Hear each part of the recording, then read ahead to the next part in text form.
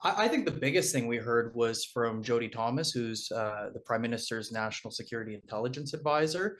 So far, she is the strongest support we've heard that there's actually a national security threat and that the Emergency Act was met. And yet she, under cross-examination by my colleague Rob Kittredge, agreed there was no serious violence.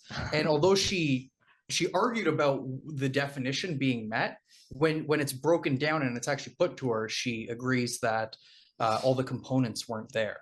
At least the first hour, they were going on and on about economic impacts because of the border blockades and the protest in general. And then under questioning still with the Commission Counsel, she is basically asked, she took them to a document, and it said that there were no significant impacts to the economy as a result of the protests. You know, I have to say, I think that was the hardest day that I've actually sat through. First and foremost, I listened to these people, you know, the Deputy Minister of Finance, the National Security Advisor to Justin Trudeau, and I listened to these people, and I'm not sure they're talking about Canadian tax-paying voters, or if they're talking about enemies of the state. Just a quick question. How can you possibly talk about the economic regrets about freezing the bank accounts? Over the course of the last 2 years, that COVID was... Oh my goodness.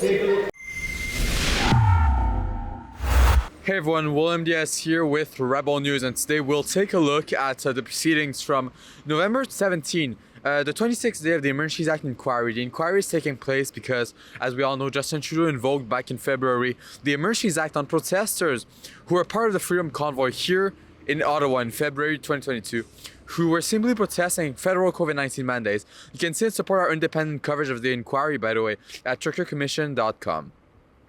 Now, the four witnesses who gave their testimonies in front of the Public Order Emergency Commission were Michael Sabia, Reyes Mendez, and Isabel Jack, and Jody Thomas as well. The first three individuals were from the Federal Ministry of Finance, with Michael Sabia being the Deputy Minister of Finance, who works extremely closely with our Deputy Prime Minister and Minister of Finance as well, Chrystia Freeland. Sabia gave a lengthy testimony and was pressed by Freedom Convoy lawyer Brendan Miller when undergoing cross-examination. But before we get to that, here are a few key moments from the Finance Ministry's panel's testimony. Take a look. There was a great deal of speculation, and indeed, in retrospect, Russia's invasion of Ukraine was imminent, and that was something that we were very focused on and very concerned about the economic consequences that would have globally, and therefore spillover consequences that would have for Canada. The risk that, you know, if the blockade spread or if they persisted, that there would be a very significant impact on economic activity, and that there was a building reputational impact. Okay.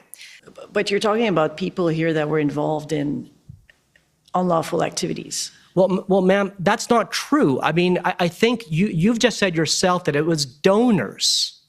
To our knowledge, no donors were affected by this, the order. There were no accounts frozen. To the best of our knowledge, based on the information that we've received, there were no accounts from donors that were frozen. And the long-term effects on credit histories, that's not something that concerns you at all? While testifying, Sabia spoke about alleged confidence issues between the United States of America and Canada. He mentioned Build Back Better when talking about a way to restore those links. Watch what he said to that effect. Because really throughout the COVID crisis, one of the government's objectives had been to minimize any economic scarring, longer-term scarring that would be the result of the COVID crisis. So that was one set of concerns, and very significant concerns on our part and on the part of the government. Relatedly, particularly to the issue of business investment, playing again in the background of all of this activity was pretty big changes in what was going on in trading patterns in the world. Now, that sounds like an abstract idea, but it's actually not, because the Americans at the time, with Build Back Better, with the rejigging of their own supply chains, of the tendency within the United States to want to have more resilient supply chains, many of them anchored in the United States itself, that represented a very, very major challenge to Canada because of the degree of integration of our economy with the United States. 75% of our exports go into that market. In the eyes of the United States and in the eyes of the U.S. administration, raise issues around the reliability of Canada as a trading partner.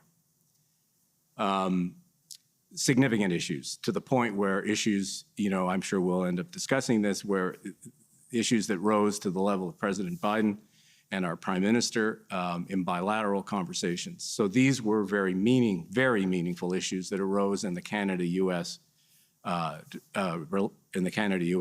Relationship. Then later on, Sabia was cross-examined by the counsel for the CCF, Sujit Choudhury, who did not go lightly on him as he did for the other people testifying alongside him.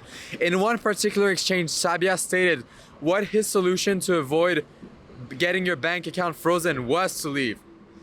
All you had to do was to leave, he testified. That's basically what he said. The government announced its intention to proclaim or to invoke the Emergencies Act on the 14th. It was very clear as of that date, and the Minister of Finance was very clear as of that date, that people involved in these disruptions ran the risk of having their accounts frozen. That was very clear. So there was a period of notice there, and it was very clear that all that had to happen was for those people to leave, and as if they did, their accounts would never have been frozen, or that they would be immediately unfrozen if they did leave. So I think people had reasonable notice, and it was a very simple solution. All you had to do was leave. Wow. Moving on to the second portion of the day, where Jody Thomas, who is a National Security Intelligence Advisor for the Privy Council, testified in front of the commission. She is the one that receives information and intel from multiple security agency sources, classifies it, and then communicates it to the office of the Privy Council, the Prime Minister, the chief bureaucrat Justin Trudeau.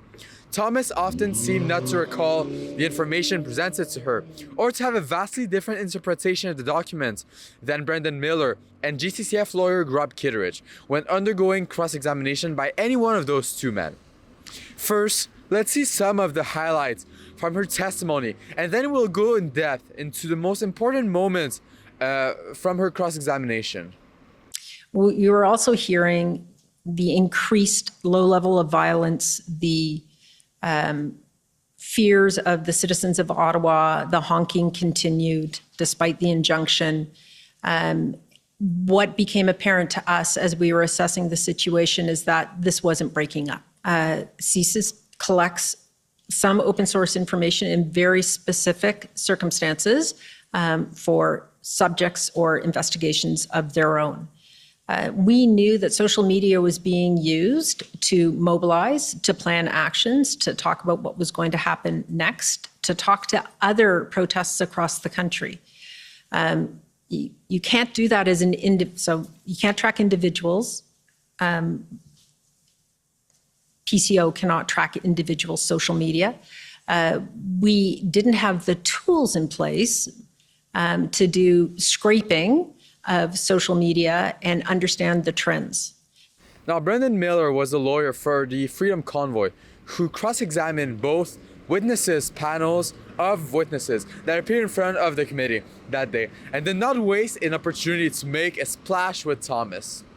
Miller pressed Thomas on her understanding of the Emergencies Act inquiry, of the Emergencies Act, of the Section 2 of the CSIS Act, and a lot more. His whole cross-examination was fascinating and very damning for the witness. Here are parts of Miller's cross-examination. Right, I understand. So you're saying that the CSIS Act and Section 2 of the CSIS Act, which is incorporated into the Emergencies Act, means something different when you're looking at it. No, that's not what I've said. So what do you mean? I mean that in terms of the Emergency Act, the Governor and Council can consider more broadly than the intelligence collected by CSIS in determining a national security threat or situation or a public order emergency. I understand that, but you do agree that the 4 grounds of types of threats in Section 2 of the CSIS Act are what is in fact required to have been found. No, I don't agree. So it can go beyond what the Act says, which is a threat to the security of Canada. There are other definitions of threats to the security of Canada, as we saw earlier. Right, but not in the legislation. The Emergency Act allows for the Governor and Council to make a broad decision about public order emergencies. That's not what it says, but you can agree with me. I think that this is an argument to have with lawyers. We've already heard from every law enforcement official, as well as we have these statements from CSIS and evidence, that they didn't have reasonable suspicion that any of this was taking place. So I take it that you can agree with me that you didn't have any evidence with you before Cabinet or even considered of any espionage or sabotage against Canada that is detrimental to the interests of Canada or activities directed towards or in support of such espionage or sabotage, right? That's been discussed, yes. Right, and so that, there was no evidence of that you considered No. in your assessment. And you could agree with me that there's no evidence of foreign influenced activities within or related to Canada that are detrimental to the interests of Canada, are clandestine or deceptive, or involve a threat to any person, correct? There were threats to people. Right, by email and Twitter, right? I would submit that in the social media era, you cannot ignore threats against officials and public office holders just because they are on social media. That would be inexcusably negligent. Right, but that's up to the police to deal with, or is that a national emergency? It depends on the situation in the context in which those threats arrive. Now later on, after Miller's cross-examination, as I mentioned earlier, Ketteridge from the GCCF, the Justice Center for Constitutional Freedom, had his chance to take a stab at Jody Thomas. It was his turn to cross-examine her. Here's how that went. It depends on the definition of serious violence. There was continual violence in the streets of Ottawa, but there wasn't anything that you could point to like January 6th. And I mean, when you say continual violence, what kind of level of violence are you talking about? As has been reported by the OPS and by the city and by the residents who have testified, harassment, people being followed, people being intimidated, the noise, the pollution, the mess. Right, but not serious violence. There were some incidents that were early reported, but I don't know if they, the outcome of them was directly related to the convoy participants or just the general atmosphere in downtown at that point in time. Okay, but you can't point me to an example of an incident of serious violence. Not serious violence. All right. There wasn't any espionage associated with the protests or blockades, was there? That's already been established, no. Right. And there wasn't any sabotage? Not as it's defined in the CSIS Act. Right. And CSIS found no indication of foreign state interference at the protests, and you don't have any reason to disagree with their assessment, do you? No. If I'm understanding your testimony earlier, it's your opinion that the Emergencies Act doesn't require a Section 2 threat to the national security of Canada. That's not what I said. I said that the public order emergency is assigned meaning by the CSIS Act, but is not restricted by the CSIS Act. Right. And so a public order emergency is broader than as defined by the CSIS Act. So does a Section 2 CSIS Act threat to the security of Canada have to exist in order for a public order emergency to exist under the Emergencies Act? Well, as we've seen, the answer to that, in my opinion, is no. Towards the end of the line of questioning, Brendan Miller walked up to him and whispered a question in his ear. It was a very bizarre moment that went on, and everyone in the room was taken by surprise. What can one understand from the testimony, given by Thomas and the evidence presented by a lawyer as well? CSIS wrote on one of the documents presented by Brendan Miller that it was their view that the convoy was not a national security issue prior to the Emergencies Act being invoked. It is shown in one of the documents that CSIS communicated this exact sentiment in an email exchange. I think that we will see a lot more of that in the cross-examinations and the testimonies similar to those in the next few days. Also, at the end of the day, we invited some lawyers on our live stream to discuss today's proceeding. Take a look at how that went. I think the biggest thing we heard was from Jody Thomas, who's the Prime Minister's National Security Intelligence Advisor. So far, she is the strongest support we've heard that there's actually a national security threat and that the Emergency Act was met. And yet she, under cross-examination by my colleague Rob Kittredge, agreed there was no serious violence. And although she argued about the definition being met, when it's broken down and it's actually put to her, she agrees that all the components weren't there. At least the first hour, they were going on and on about economic impacts because of the border blockades and the protest in general. And then under questioning still with the Commission Counsel, she is basically asked, she took them to a document, and it said that there were no significant impacts to the economy as a result of the protests. You know, I have to say, I think that was the hardest day that I've actually sat through. First and foremost, I listened to these people, you know, the Deputy Minister of Finance, the National Security Advisor to Justin Trudeau, and I listened to these people, and I'm not sure they're talking about Canadian tax-paying voters, or if they're talking about enemies of the state.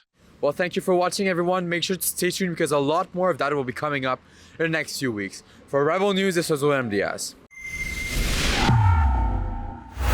If you guys want to support our independent journalism, here straight from Canada's national capital for the next few weeks during the Emergencies Act inquiry, one of the biggest inquiry of probably our lifetime, go to truckercommission.com.